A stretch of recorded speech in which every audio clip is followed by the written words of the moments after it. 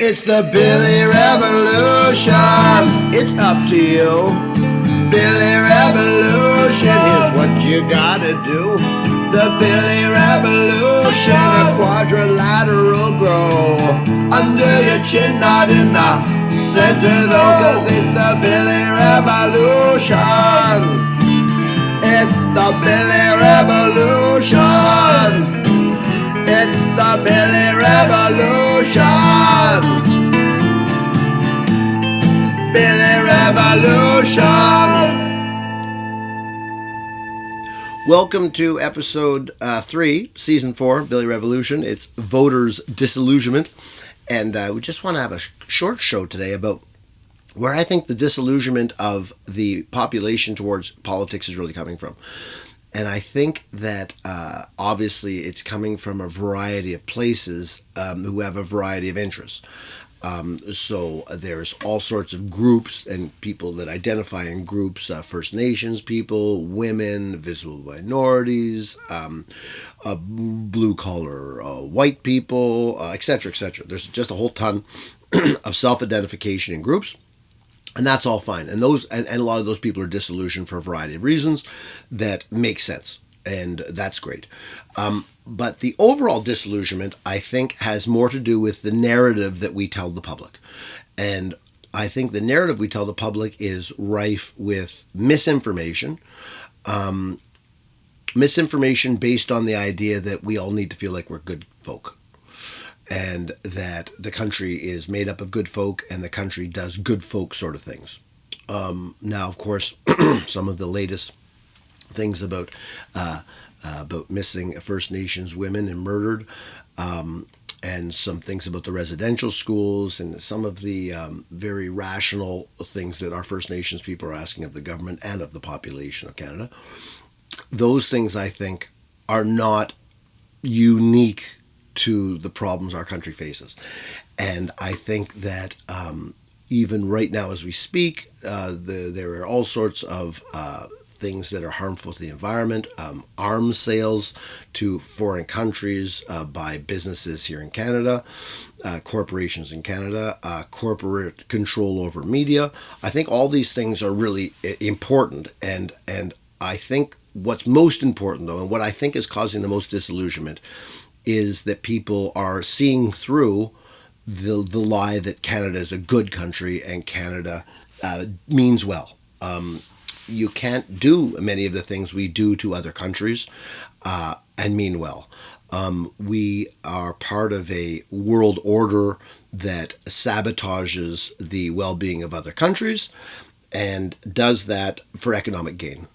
So there's a unhealthy capitalism. We'll call it unhealthy capitalism, right? Because capitalism could be lots of different things. And when you just say capitalism and free markets, there's lots of good reasons for thinking those things work. But unhealthy capitalism is the one that puts economics as the forefront of everything, and personal economics rather than shared economics. And I think that the narrative that we're thinking of the other is a narrative that we need to be wary of. I think there are obviously many good things that happen in this country, and I think many clear and helpful visions. But I think the most important thing to think at election is it possible that I'm disenfranchised, that I'm turned off the whole process, not because the leaders are arguing like babies on television, or not because they don't answer questions that people oppose to them, or not because they try to bail out big companies that have a lot of clout in certain provinces. But is it because I know deep down that the narrative is untrue, that the storyline that I'm being fed about the peacekeepers and the people who are loved around the world, and that's a lie, and that we need to atone for the things we've done. And before we can do that, we have to accept the things we're done and that we're doing. And I think politics might become less of a disillusionment, seem less like a horse and pony show if we make that move. And so, this information is findable. And so I challenge everyone to look at what our foreign policy is, what really goes on in other countries thanks to us and thanks to the corporations that leave this country and go and cause havoc in a lot of other countries. And of course, we can focus on the positive, but we can't focus on the positive and ignore the negative. I hope everyone has a great time voting, and it's always a pleasure to be here at the Billy Revolution.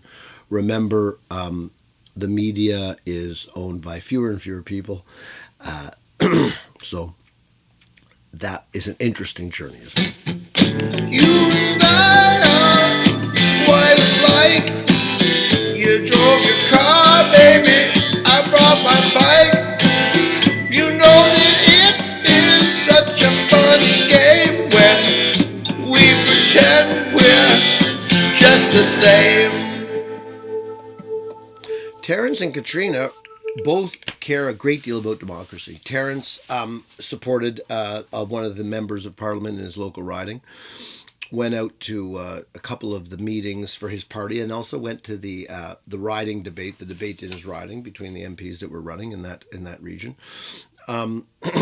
Also, Terrence has a few issues that he's interested in, and so he posed the questions to the MP about what sort of lean they had on those issues.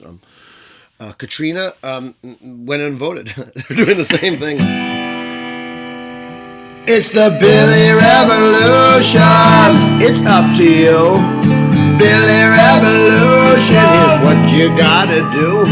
The Billy Revolution, a quadrilateral grow under your chin, not in the center though, 'cause it's the Billy Revolution. It's the Billy Revolution.